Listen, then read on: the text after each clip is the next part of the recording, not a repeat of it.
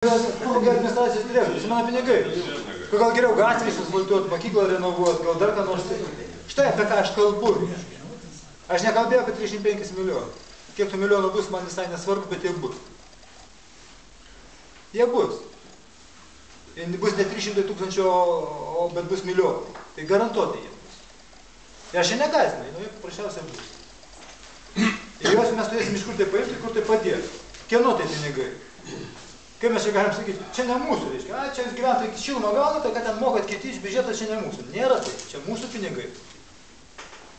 Čia yra mūsų mokyklų, mūsų ligoninių, mūsų bendruomenių, mūsų socialinės sferos pinigai. Ir tie 300 brangus pinigai, kai aš lyginau su dailės mokykla, tai yra mūsų pinigai. 6 metus galėjom tą dailės mokyklą išlaikyti, bet kaip tai nėra mūsų pinigai? Mes šitą turim suvokti. Ir plius suvok tą antrą dalį, kur aš sakiau. Pykt su valstybė ir valstybinėm institucijom, kurios dar 100 metų spręs tavo reikalus, o gal 200, gal 1000 metų, niekam nevalėjo. Tai yra blogas pavyzdys, tai yra netinkamas elgesys.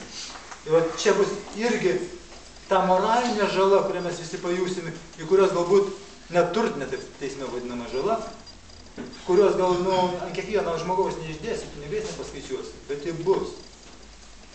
Žmonės, ta Diana Korsakaitė ir kiti jauni žmonės atėjo su jauna švaria biografija, kad jos tiek darbtų,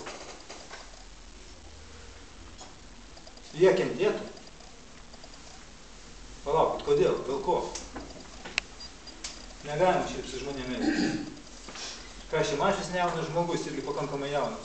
Ko jis nusikalto? Jis pasakė, tas, kas gali ukmergės laukti, mes turim suvokti kitus dalykus. Visai kitus. Savo elgesio blogo dalykus. Mūsų valdžios elgesio blogus dalykus. Tai ne kolkozė vadovauti, atsiprašom. Ir galima